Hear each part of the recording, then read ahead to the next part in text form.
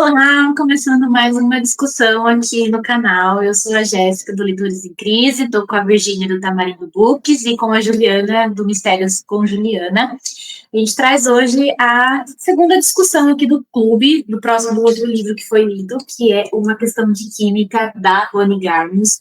Como vocês podem ver, eu fiz pouquíssimas anotações sobre o livro e a gente vai conversar um pouquinho sobre a história, sobre linkar, né, contextualizar a história com a década que ela passou, com a situação da mulher na sociedade. Então, a gente vai trazer um pouquinho esses assuntos aqui, eu espero que vocês gostem. Bom, vou começar um pouquinho como eu escolhi fazer a leitura desse livro aqui para o clube. Eu tinha visto uma cena acho que é filme, né, no TikTok, da Elizabeth no programa de culinária dela, respondendo uma dúvida de uma telespectadora sobre a carreira dela, e isso me deixou muito curiosa para saber do que se tratava a história. Logicamente, eu já tinha ouvido falar um pouco sobre o livro, sobre a história, do que se tratava, mas acabei ficando bastante curiosa através dessa cena. Bom, aqui a gente vai ter a Elizabeth. Ela é uma química, porém ela não conseguiu se graduar no doutorado dela, né, por conta de problemas que a gente vai tratar aqui também na história. A história ela se passa inicialmente na década de 50, então em 1952, a Elizabeth está trabalhando num laboratório majoritariamente masculino, onde ela é a única mulher química trabalhando no setor. E ao longo da vida dela, ela tem que lidar com situações do tipo, por ela ser mulher, ela tem que ficar servindo cafezinho, ela tem que atender os pedidos de todo mundo como se ela fosse uma simples secretária, rebaixar o nível dela perante aos outros homens. Aliás, o homem mais burro do laboratório ainda é mais importante do que ela, que é muito inteligente e consegue desenvolver uma pesquisa muito importante. E nesse laboratório, ela conhece o Calvin, que é outro cientista muito importante para a época, né? Ele é o famoso do laboratório. E ali eles começam um relacionamento. E essa história vai se passar até a década de 60, mais ou menos, onde a gente vai acompanhar a evolução deles como protagonistas, como um casal, o relacionamento deles, a pesquisa deles, a vida profissional. E a Elizabeth, ela é uma mulher que ela não abaixa a cabeça para ninguém, para homem nenhum, apesar de tudo que ela passou, dos abusos que ela sofreu, e de sempre ser taxada de que, para ela ter chegado onde ela chegou, ela teve que se envolver com alguns superiores. Bom, a princípio a história gira em torno disso mesmo, né, da vida profissional da Elizabeth, ela sempre tendo que se provar como uma química, como uma entendedora do assunto, até que a vida dela segue um outro rumo, depois que ela tem filho, que ela precisa se sustentar e sustentar a filha dela, que ela começa a apresentar um programa de culinária na televisão, que vai contra tudo o que ela sempre imaginou para a vida dela, mas ela consegue, através desse programa de culinária, expor, né, o trabalho dela como química, né, as fórmulas químicas através das receitas, e também de incentivar as mulheres a serem o que elas quiserem, tanto profissionalmente como na vida particular delas. Então, eu acho que é isso, mais ou menos, o ponto geral da história. E como o livro ele se passa muito na década de 50, eu andei dando uma pesquisada como que era a situação da mulher na década de 50. Eu dei uma pesquisada como era nos Estados Unidos, que é onde se passa a história, e no Brasil, e os pontos são muito parecidos politicamente, onde a mulher não tinha direito para nada, para comprar uma casa ela tinha que ter autorização do marido, para trabalhar ela tinha que ter autorização do marido, ela podia votar, mas ela não podia participar da vida política. Então, assim, sempre foi realmente uma questão muito limitada para as mulheres na década de 50. Então, contextualizando o livro aqui, a Elizabeth realmente foi uma pessoa que se destacou, né, uma mulher que se destacou cientificamente na época, baseada aqui na história. Bom, eu gostei muito da história, foi muito assim, muitas vezes me despertou raiva, ódio do que estava acontecendo, mas eu me surpreendi muito com a força da Elizabeth, que nunca desistiu. Nunca desistiu, ela sempre estava lá levantando a cada tombo e conquistando o seu caminho, ao meio de tapas e brigas e chutes, mas ela estava dando a cara a tapa e conseguindo tudo o que ela queria, né? Se esforçando e conseguindo correndo atrás. Bom, acho que eu já falei demais, né? Exagerei um pouquinho aqui na opinião. Então agora eu acho que eu vou passar para a Virgínia falar o que ela achou do livro, as opiniões dela. Bom, primeiro, a gente esqueceu de mencionar, a Larissa não está aqui presente nesse episódio, porque ela está passando por uns perrengues pessoais com os avós dela, e aí ela não ia conseguir estar presente. Mas seria muito engraçado ela estar aqui, porque ela odiou esse livro. Ela reclamou, ela me mandou mensagem ao longo do mês reclamando várias vezes, foi muito engraçado. Sim. Mas eu gostei. Eu não compartilhei da opinião dela. Assim, o meu problema com os livros contemporâneos em geral, assim, sabe? Não é algo específico. Você vai falar a minha reclamação, Virgínia? Vamos ver. É didático demais? Eu vou falar não só isso, demais. Mas para mim ele é claramente um livro escrito hoje sobre os anos 60. E daí, assim, exato. É muito a nossa visão do que é. Eu não acho que a Elizabeth, exatamente. A Elizabeth, eu acho que a cabeça dela é uma cabeça de 2022. Exato. Assim, e é isso que me incomoda. Porque assim, nós lemos coisas da época, né? Tipo, contemporâneas da época. E de autoras mulheres. Então a gente meio que sabe o tom das coisas, mesmo quando é uma obra subversiva, entre aspas, tipo uma obra já que demonstra uma visão mais progressista da situação, a gente sabe que tipo, não tem nada a ver com o que a gente acabou de ler, entendeu? Eu estava conversando, esse livro, ele é um livro extremamente anos 2000. Eu, inclusive, fiquei surpresa que ele é de 2022 e não de, sei lá, 2008, 2007 ali, aquela época do chick lit bem torando, assim, sabe? Porque ele eu gostei do livro. É um livro que tipo, é difícil você ler e você não, do tipo, não, realmente, né? Foda. Aquela crítica social foda e tal. E aí você se sente. É um livro feel good, né? Porque tem o final feliz, tem a Elizabeth. Eu achei ela um personagem bem interessante. E então a escrita da Bonnie é realmente muito boa. Eu gostei bastante do ritmo do livro e tal. Então, assim, tudo ótimo. É só que primeiro, extremamente clichê. As coisas pareciam quase que um bingo de tragédia e solução ali, né, as coisas. Realmente, é uma história extremamente didática, assim, em termos de... O leitor não é desafiado em nenhum momento de tipo uma reflexão, tá tudo muito bem explicado, muito bem elaborado para não ficar dúvida de quem é bonzinho, de quem é ruim, de tudo certinho. E outra coisa que eu achei meio... Esse livro é um produto da sua época no termos de representatividade de personagem autista, né? Ou, tipo, no espectro. Porque eu mencionei para as meninas, esse livro, ele é de uma época o ano de 2022, a gente teve vários livros que saíram com essa temática e que foram extremamente hypados justamente por isso, por terem personagens com representatividade do espectro autista. Apesar de, obviamente, não falar abertamente, porque não faria sentido num contexto de anos 50, mas a Elizabeth, claramente, ela apresenta características que hoje seriam interpretadas como estarem no espectro autista. Inclusive de te falar de tipo, eu não penso como as outras pessoas, eu não reajo como as outras pessoas e tudo mais. Mas, independente de qualquer coisa, eu acho que é uma história muito interessante, é uma história ótima para a gente refletir, principalmente nessa época que a gente está vivendo, de destruição de todos os direitos, a ponto de lá nos Estados Unidos estarem defendendo abertamente tirar o direito a voto, né, da mulher, algo que a gente considerava dado, algo que a gente considera irrevogável, né, mas a deterioração está chegando nesse ponto. E o negócio da Jéssica falar de contextualização, Eu tava vendo no Instagram um desses podcasts de comediante, e uma convidada falou assim, eram 2 homens e uma mulher. E assim, eles, todos progressistas, tá?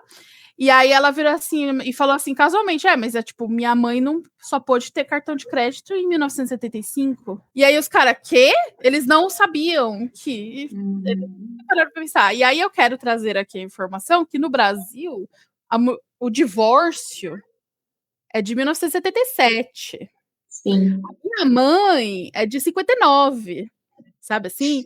Então, tipo, as coisas...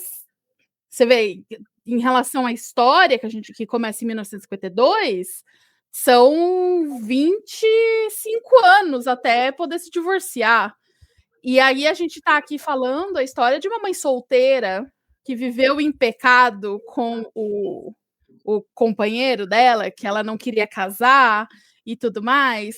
Então, assim, e tem isso também, essas posições, assim, totalmente anacrônicas, não fazia sentido nenhum na época, mas eu entendo o ponto da Bonnie, assim, eu entendo o que ela quis fazer como escritora, e eu respeito, eu só acho estranho.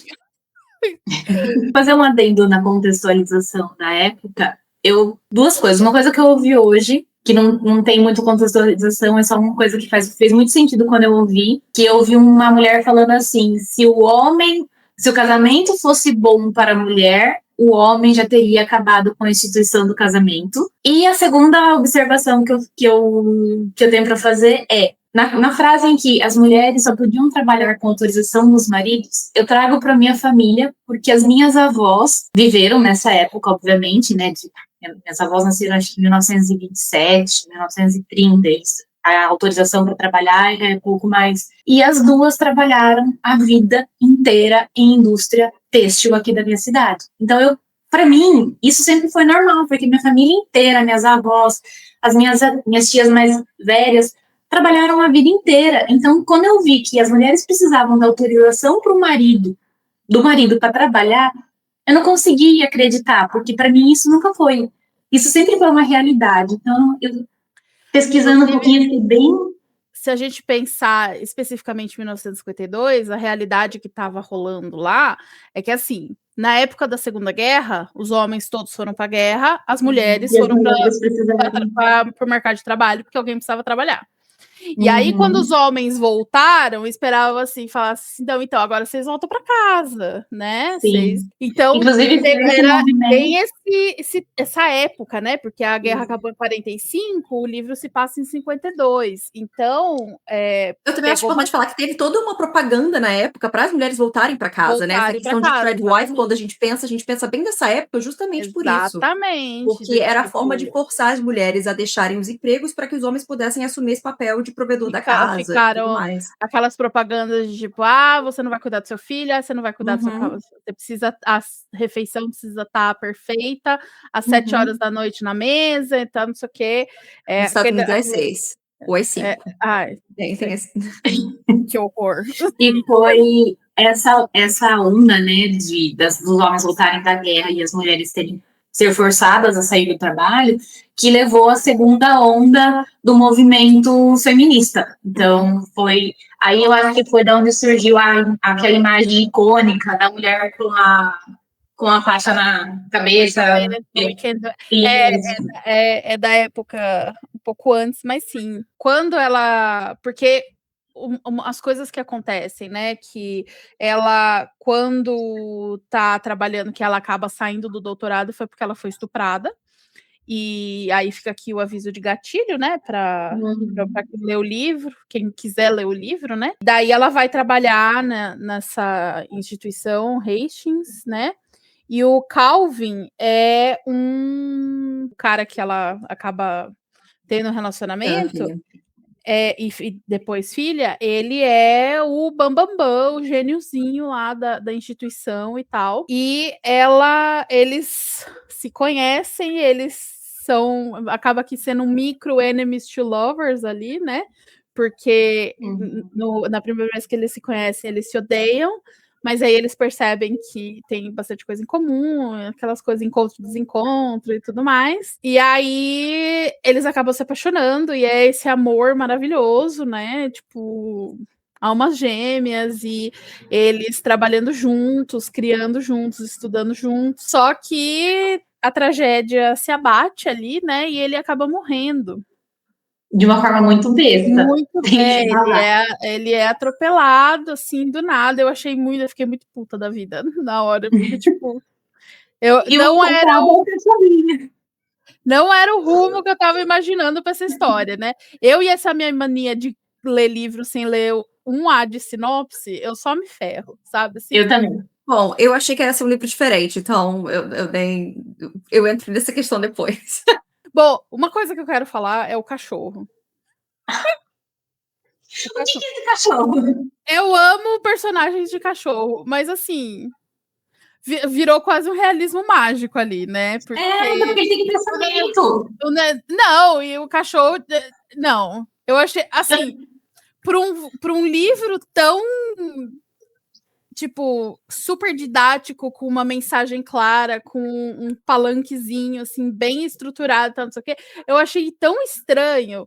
Não que eu não tenha gostado, porque eu vou amar cachorro em qualquer contexto, não adianta. Mas eu achei que exagerou ali em muitos aspectos, sabe assim, ficou tão fora, eu achei muito bizarro. Mas enfim, e outra coisa que deu a entender, por exemplo, o começo do livro, que seria o conflito da filha com ela, né? Da Maddie com a Elizabeth. E aí meio que parece que esqueceram disso ao longo da história, assim, sabe? E, enfim, fala, Juliana, dê suas considerações. Então, esse livro, desde que saiu, todo ano, que eu não vi muito alarde sobre ele aqui no Brasil, mas todo ano que eu viajava, eu sempre vou naquela maior livraria que tem da Europa, que é aquela de Londres, e toda vez esse livro estava lá no top dos mais lidos. Então, assim, a minha expectativa para esse livro era assim, meu Deus, vai ser maravilhoso, entendeu? Tipo, como eu não li até então. E eu também achei que eu sabia que a parte que ela tinha um programa de culinária na TV. Então, na minha cabeça, eu criei uma história, mas esse é um problema meu. Obviamente, eu tenho totalmente noção disso. O livro não tem que ser o que eu imagino que vai ser, então não é. Mas eu imaginei que fosse ser um livro meio que inspirado na Julia Childs, né, que era a chefe culinária dos Estados Unidos, que foi pra França e tal, tem filme, Julie e Julia e tal, e tudo mais. E, bem ou mal, muita coisa, eu acho que ela é inspirada na Julia Childs, de fato. A Julia Child é, tipo, na parte do programa, assim, se você vê um vídeo da Julia Child, ela era extremamente spectrum-coded, né? Então... Exatamente. E assim, o fato dela não querer usar roupa que eles queiram que ela coloque, sabe? Dela ter uma personalidade diferente, isso totalmente é inspirado nela de fato. E eu acho engraçado, porque assim, eu não amei o livro, mas eu também não odiei. Mas eu odeio autores que acham que eu sou burra. Entendeu? E é isso que eu senti lendo. É assim, tudo tem que ser muito explicado, tudo tem que ser uma lição de moral, sabe? A gente não pode chegar a essa conclusão sozinho. Tipo, isso vai estar escrito no livro. Isso me incomoda. E é um problema que eu tenho com muitos livros, assim. É por isso que eu geralmente evito muita coisa, porque eu sei que eu vou encontrar isso. E é isso que, quando eu tava falando nisso, a Virginia começou a falar e eu entrei também, que é um livro claramente escrito em 2022, com a nossa cabeça, para falar, olha como o que pode acontecer com a gente se a gente não fizer nada. Isso para mim é uma coisa que me dá assim, a gente precisa. Mas assim, ao mesmo tempo, eu não sou público-alvo, sabe? Faz sentido o que eu tô tentando dizer? Sim, é porque, assim, é um mal da literatura contemporânea hoje, né? São dois aspectos. Tratar o público burro como burro e o fato do público estar burro. Então, assim, é complicado, porque se deixar muito no ar...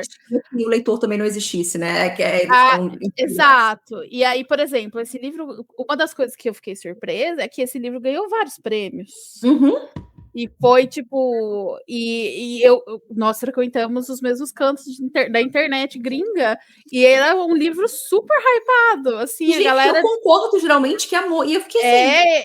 Eu lembro da galera falando que é, tipo, a melhor leitura do meu ano e tal, não sei o quê. E aquela coisa é subjetivo, né? Mas é porque eu acho que aqui a autora, ela meio que falou o que as pessoas queriam ouvir na época que ela escreveu, onde todo mundo estava com os ânimos muito aflorados por N motivos, e eu não vou dizer que está errado as pessoas estarem com os ânimos aflorados por várias coisas, porque realmente, né, nunca foi fácil. Então, ela aproveitou o hype do momento para falar aquilo que as pessoas queriam ouvir, para as pessoas se sentirem parte de alguma coisa, assim, não, é verdade, eu me sinto dessa forma. E aí foi o hype, porque quando eu vi sobre o livro, os canais que eu sigo no YouTube, tava muito bombando também, assim, esse livro aqui. E aí, nossa, porque é o melhor livro. Eu gostei muito, eu fiquei com muita raiva e eu acho que é por isso que eu gostei, porque ele me despertou sentimentos, não precisa ser sentimentos bons, mas, né? E aí eu entendo o hype, mas não é assim, nossa, o melhor livro do mundo, como tá completando. É um livro... Eu acho que o problema é o seguinte,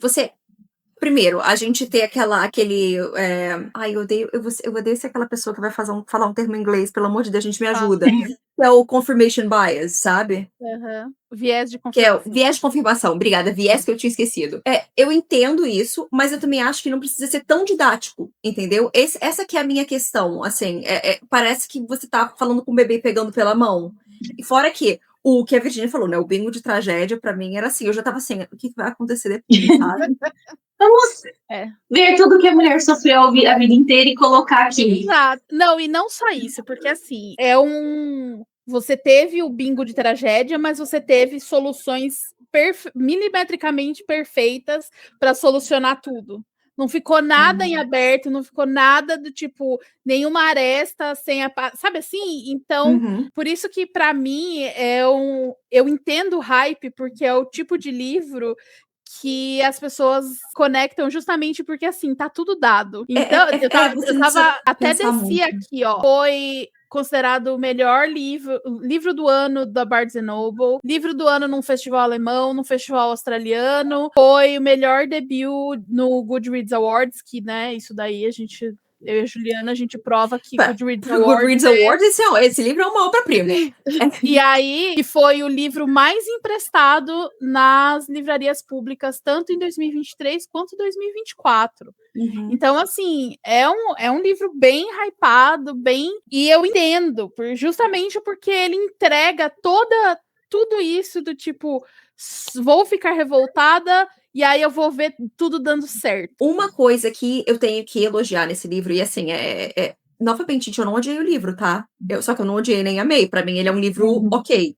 E assim, o que eu vou falar pode parecer que é o mínimo que uma pessoa pode fazer, mas quando a gente já leu muita coisa ruim, não é. O que a Virginia falou da Elizabeth Starr, claramente pra gente que tá lendo hoje, né, no espectro autista, ela faz isso de uma forma que, pra mim, não é ofensiva.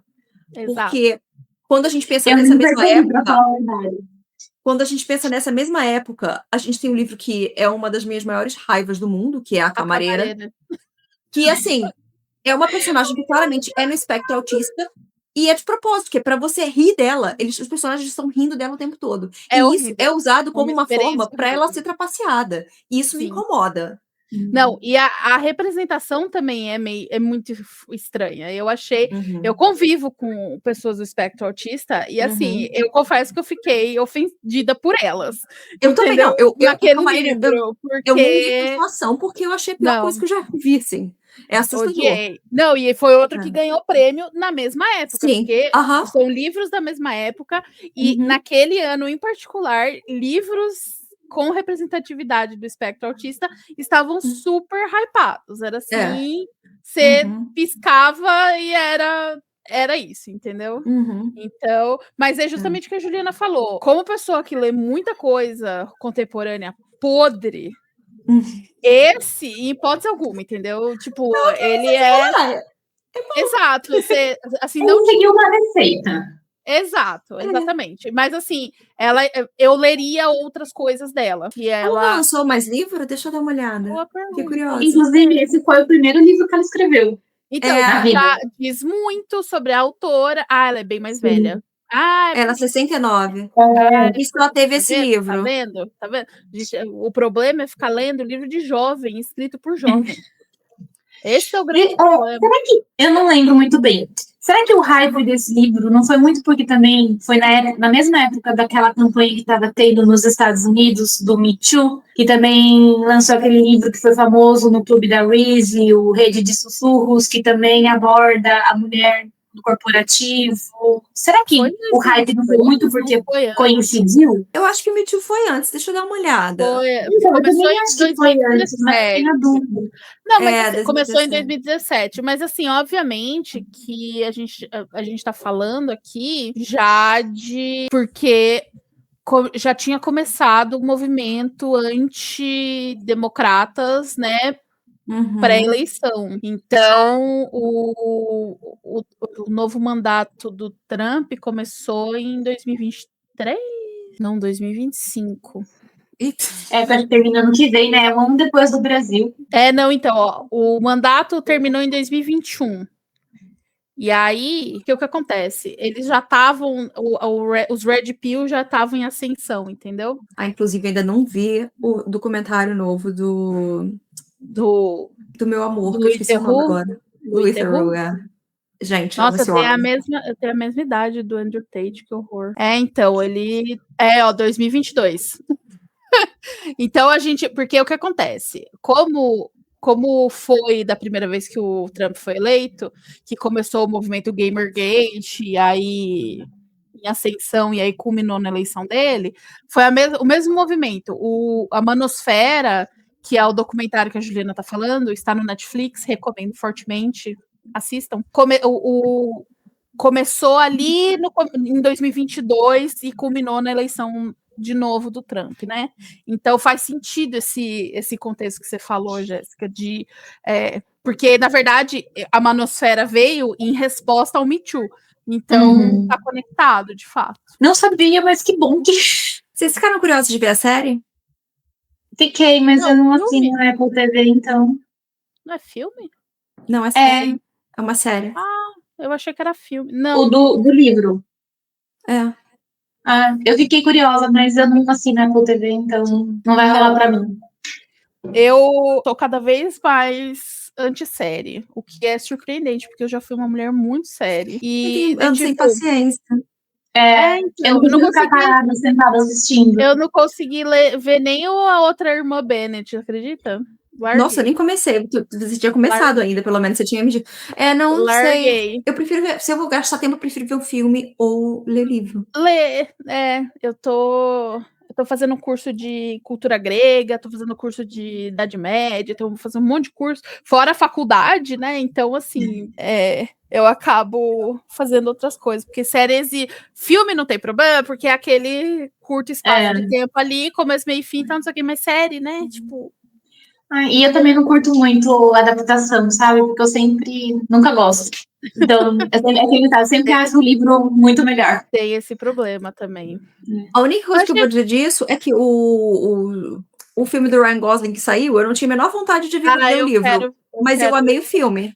Eu quero Caçador. O Devoradores de Estrelas. Devoradores de Estrelas, isso. O Mary Project. Eu sei, mas eu vi o filme, eu amei. Entendeu? Eu quero assistir com o meu namorado, porque ele fez eu assistir Interstellar e eu não perdoei ele ainda por causa disso. Nossa, eu nunca. Ele gosta. Isso pra mim é motivo de terminar relacionamento. Então, eu só dou o desconto porque ele também não sabia. E ele também não gostou muito, mas daí eu falei, não, vamos ver esse, porque eu acho que esse é melhor. Ele gosta de ficção científica, essas coisas. Homem médio, né? Eu acho que você vai amar esse filme. Eu tenho certeza que eu vou amar. Eu tô sentindo, assim. Mas eu não quero criar expectativa pra não me decepcionar, sabe como é, né? Eu fui sem expectativa. E eu fiquei assim, meu Deus, que maravilha. Tipo, uma adaptação que eu assisti, que eu nem sabia que ia ter adaptação, e que eu me surpreendi, e eu indico muito pra todo mundo assistir. Criaturas Extraordinariamente Brilhantes. Eu li o livro quando saiu pela Tag. E assim, a história era muito bonita, é narrada por um polvo. Tá. A história é muito bonita, muito emocionante. Eu vi o pessoal comentando da história do polvo. E aí eu abri a Netflix. É o livro que é de não ficção. Esse livro é muito bom. Esse livro é muito bom. E aí tem adaptação, é um filme. Eu abri a Netflix despretensiosamente e falei, nossa, tem adaptação desse livro, vou assistir. Eu chorei o filme como uma condenada, e não foi de tristeza. É muito emocionante. Eu assim, Um dos seus amores está nesse filme, hein? Alfred Molina. Não sei que personagem meu ele crush faz. eterno. Crush eterno. Puxou aqui, eu vi, me lembro logo de você agora, quando ele aparece. Ótimo. Nossa, esse filme é maravilhoso. Serei obrigada a assistir. Serei obrigada aí ele vai ser o polvo, sabe? Tipo, aí, vamos olhar aí. O povo aí é eu viro aquelas mulheres fãs de Monster Romance, né? Ele Virginia, ele é literalmente o povo. Ele não tem nada humano no povo. A não ser que ele se julga muito mais inteligente que qualquer ser humano na rede. Vou assistir. O que mais temos para falar? Eu tenho um comentário para fazer sobre o Calvin, que eu lembrei agora. Na verdade, eu não gostei muito dele no livro. Eu achei ele um personagem muito introspectivo, muito raso. Não deu pra gente se conectar com ele, sei lá. Parecia que ele tava com a Elizabeth. Uma coisa que eu não gostei foi a interferência dele. Tipo, ele não respeitou a vontade da Elizabeth. Então, assim. Quando dá e aí ela. E também, quando ela descobre, acaba que é tipo. A única vez que é citado é uma frase dela falando assim que, tipo, ficou com raiva. E só. Não desenvolveram, sabe assim? Eu achei muito estranho o desenvolvimento da história dele. E aí você olha ali, durante o livro inteiro, ele é famoso cientista, o melhor que tem. E ao longo do livro você não vê ele conquistar nada, você não vê ele pesquisar nada, você não vê um resultado, enquanto a Elizabeth está fazendo muitos. Aí eu falo assim, quem tem que ser a famosa, no caso, é ela, e não ele, porque ele não está entregando nada. Mas eu acho que isso é uma questão de mais disso que a gente tá falando de livros modernos. Porque é o seguinte, esse livro ele segue uma receita. Para a receita você precisa que ele seja famoso. Mas ela acha que tipo, só falar que ele é famoso e que ele é importante, às vezes é o falar e não mostrar, sabe? Pra mim é meio que isso acaba sentindo assim essa falta no livro. Não, isso, porque assim, e ainda mais que o desfecho da história dele com a questão do pai, da mãe e da família, eu achei que ficou pouco evoluída para a relevância que teve no final. Sabe assim? Essa coisa ficou muito, por exemplo, só de mencionar porque eu odeio meu pai. E aquela de repente, aquela correspondência com aquele padre, umas coisas meio jogadas, assim, sabe? Em relação ao personagem dele, ao lore dele. Foi tão importante pro desfecho, porque o padre que ajudou a menina a descobrir as coisas, que aí levou e aí achou a mãe, que aí investiu. Então, assim, meio que acabou que ficou, tipo... E no fim, olha só, que foi a crítica que eu tive ao Belas Imperfeições, dessa maldita mania dessas escritoras de quererem fazer um livro empoderado, mas aí o grande finale, a grande libertação, o grande sucesso da mulher sempre está atrelado ao sucesso de um homem e vem através do homem, porque tudo ali se resolve porque a mãe dele interferiu e aí resolveu tudo, entendeu? Ela tinha perdido tudo, tava fodida, e aí então eu fico puta da vida com isso. E também, essa mãe, parece que ela sempre esteve presente na vida do Calvin, só que, tipo, mas é porque eu fiquei sabendo que ele estava morto, daí eu desisti. Sempre tinha um empecilho para ela, de fato, se mostrar pro filho e falar assim, olha, eu sou sua mãe, isso e aquilo. Então, não comprei muito essa ideia da mãe, sabe? De, tipo, eu estava sempre aqui, a mulher com uma equipe de advogado, com não sei o que, não vai verificar se tá morto mesmo, não vai tomar providência de lápide, de nada, assim, tipo, documento, foda-se, tudo, assim, sabe? Então, eu achei que ficou muito mal contado ali. Veio muito para solucionar. Talvez ela não tenha ficado do tipo, como é que eu vou terminar essa história agora?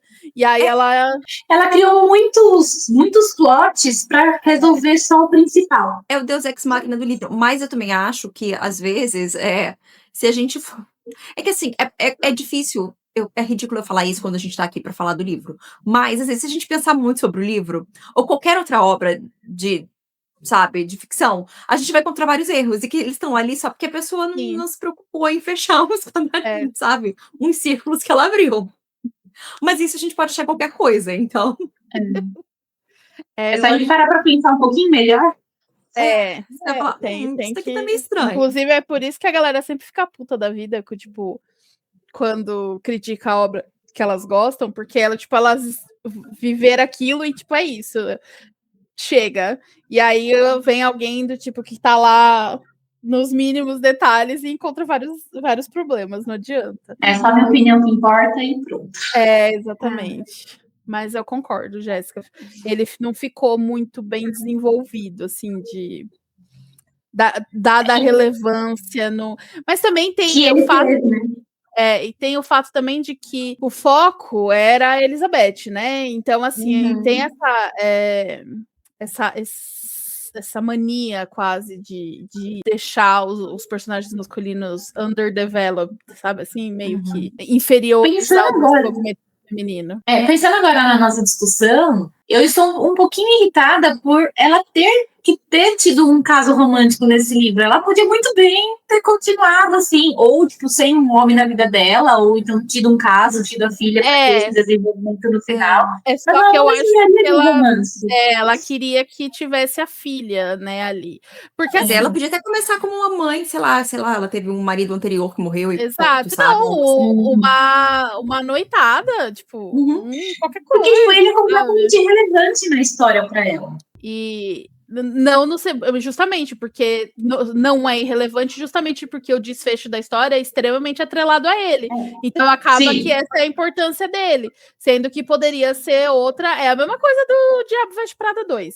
Não sei se vocês assistiram. Não vi ainda. Não assisti. Tem um romance ali extremamente desnecessário que, tipo... Eu tô com ele engatilhado, mas eu ainda não assisti porque eu não tive tempo. Mas eu acho assim, tem histórias e histórias. Tem histórias que levam a ter um romance, que você tá lendo por isso, que você quer, que pede um envolvimento. Agora tem histórias que não necessariamente teria que ter um romance, entendeu? A pessoa, o protagonista por si só era para bastar. E é isso aqui. Eu acho que o romance é atrativo, né? Apelativo para os públicos. Ela poderia ter contado a história da Elizabeth, de tipo, mãe solteira, que por si só já seria o suficiente para ser ali uma grande barreira ali na carreira dela e tal, não sei o quê, sem ter o homem na jogada, e o fato, e o desfecho poderia ser perfeitamente outro, assim, sabe? Tipo, até mesmo de se quer fazer uma história super empoderada, feel good, de ser de conquistar coisas por méritos próprios e quebrar abrir portas e tudo mais, né? Mas não foi a história que ela quis contar. Foi a história que ela quis contar de um homem. E esse livro também abordou outra questão. Eu não sei se vocês... Bom, não tem como não reparar, mas sobre a questão da rivalidade feminina também, da Elizabeth com a senhorita Prask, que era a secretária lá dos Recursos Humanos, e que ela faz de tudo para ferrar com a vida da Elizabeth por inveja, porque a Elizabeth era bonita e os homens olhavam para ela, e a senhorita Prask, enciumada porque ninguém olhava para ela, faz de tudo para ferrar com a Elizabeth no pior momento da vida dela. O que a gente sempre fala para as Pick Me Girls, para as Eu Não Sou Como Outras Garotas. Não há absolutamente nada, nenhum comportamento que você tenha que vai te salvar da misoginia. Você não vai ser aceita no clubinho, eles não vão te respeitar mais por causa disso. Então, assim, e é um dos exemplos do extremo didatismo do livro, né? Tipo, dela falar e explicar e tal, tipo, a própria autocrítica dela, né? Então, mas é uma dinâmica interessante ali que ela colocou, que é importante, assim, colocar. Sim, mesmo porque a senhorita Prask que passou pelos mesmos problemas que a Elizabeth ao longo da vida dela. Então, no fim, elas se identificaram como iguais. Bom, acho que é isso, né? Eu acho que eu lembrei de tudo. Ao longo da conversa, eu lembrei de tudo que eu achei do livro. Agora, vou tocar o áudio que Dona Larissa enviou para a gente, falando a opinião dela em relação ao livro Uma Questão de Química. Olá, pessoal, tudo bem com vocês? Eu espero que sim. E eu vou dar minha opinião sobre Questão de Química. É o seguinte, eu odiei o livro com todas as minhas forças. Achei um livro muito mal escrito, muito arrastado, extremamente chato, e eu odeio livros que têm personagens femininas, principalmente, que precisam sofrer o pão que o diabo amassou para no final ter a reviravolta da felicidade, que os sonhos continuam. Eu acho assim chatíssimo. Eu achei a Elizabeth também uma personagem que eu não consegui criar nenhum vínculo com ela, justamente porque teve uma conversa que ela teve com o Calvin, que ele pergunta sobre a família dela, ela fala, né, todas as questões, que o pai dava muitos golpes, e que a mãe dela também não era flor que se cheire, e ela falou sobre a homossexualidade do irmão dela, e aí ela tem um diálogo com o Calvin, que o Calvin pergunta se o irmão dela sabia o que ela era, né? E ela falou assim, sim, ele sabia que eu era cientista. Assim, um diálogo tão chato e o pior é que a construção dessa cena poderia ter sido uma construção muito bem feita, justamente por ela abordar essa homossexualidade do irmão, sobre a que fins levou, né, a morte do irmão dela. E eu achei assim chatíssimo o relacionamento dela com o Calvin também. Ai, meu Deus, que cansativo. Uma única coisa que eu até achei legal foi a relação dela que ela tinha com o cachorro, mas assim, não aproveitei nada do livro, assim, vai entrar no meus piores lidos do ano. Mas assim, bom, é isso, gente. Odiei, fiquei impressionada com alguns comentários no Goodreads sobre ele. Fiquei mais ainda impressionada que um dos comentários foi que esse livro era cheio de alegria, entregava alegria. E eu fiquei muito questionativa do tipo, como que a vida dessa pessoa que falou que esse livro entrega alegria deve ser horrenda, né? Mas enfim, essa é a minha opinião. Eu espero que vocês tenham gostado e no próximo vídeo eu estou de novo para gravar com as meninas, tá? Tchau! Então, vamos conversar sobre. Próximo. Eu acho que a Dona Juliana, mesmo que você não participe no próximo, você deveria. Não, eu vou ler. Tá? Eu vou ler. Leia e mande o seu insight, porque você, como você também é grande leitora de mistério, eu quero que você leia. Menina, eu tô lendo, eu já li tanto esse ano, tanto. Eu tenho que fazer um vídeo sobre o que eu li esse ano, porque eu tô com preguiça de gravar, né? Tô sem vontade. Mas eu tô percebendo que eu tô lendo pouquíssimos mistérios esse ano.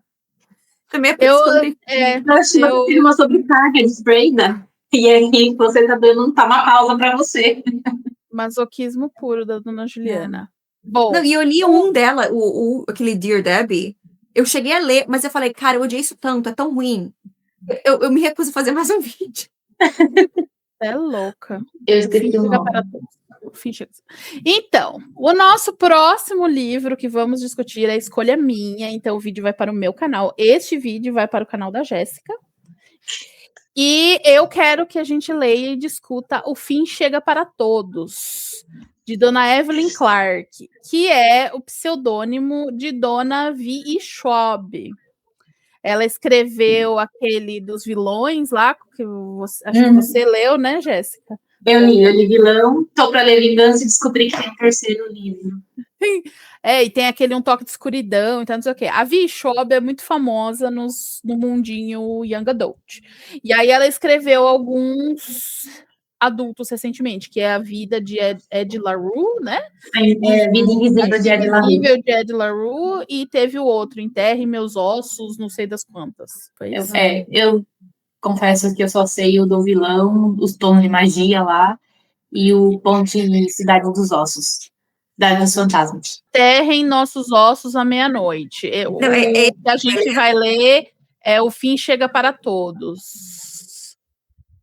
Ela escreveu em conjunto esse livro, se eu não me engano. Isso. Ela não é ela sozinha que escreveu. Ela escreveu em parceria com alguém. Que eu não lembro o nome também, depois esqueci. Eu fui ler a sinopse.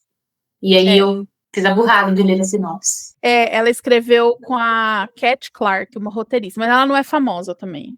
E ela E eu já li esse livro, tá? Você gostou? Eu tava super ansiosa, curiosa, por conta da premissa de ser numa ilha isolada e tudo mais. E pelo título, porque, né? É um trope que eu amo. Exatamente. Eu li a sinopse, e aí eu terminei de ler a sinopse falando assim, tenho certeza que vai morrer um por um. Então, justamente, eu quero que a Juliana leia justamente porque é uma trope que é o do livro favorito dela e não restou nenhum da Agatha Christie. Então, assim, seria um absurdo ela não ler.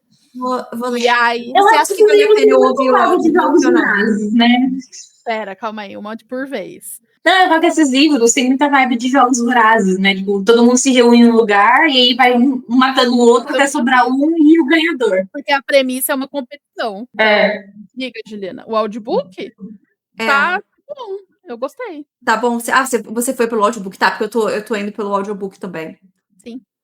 E aí, então, eu quero reler, porque, assim, como é aquela coisa, né? A gente lê, eu devorei, eu li de uma vez, porque eu queria saber o que ia acontecer e qual que seria o final. E aí, agora eu quero reler com mais calma e tal, não sei o quê, porque tem muitos pontos interessantes que eu quero que a gente discuta e tal. Então, eu acho que vai ser bem bacana, fora que é um lançamento, né? Calma também. Então. Aí é isso. Eu acho que é isso, né? E aí nos vemos mês que vem com o troca. Sai Dona Juliana, entra Dona Larissa. Eu vou parecer um pouco diferente no próximo mês. Um pouquinho mais curto. Mas eu achei interessante que o primeiro livro que a Larissa escolheu, ela amou e eu odiei. E aí agora foi ao contrário, tipo, eu adorei e ela odiou. E agora temos uma rivalidade. A Virginia adorou o livro que ela indicou e eu tô sentindo que a Virginia vai odiar. Olha, geralmente eu e a Virginia, a gente tem uma vibe parecida com o livro. Eu acho que, inclusive, a gente vai ter as mesmas críticas. Que é assim, a gente compartilha um único neurônio, né? Então, é improvável. Inclusive, eu fiquei surpresa que a Larissa não gostou desse livro.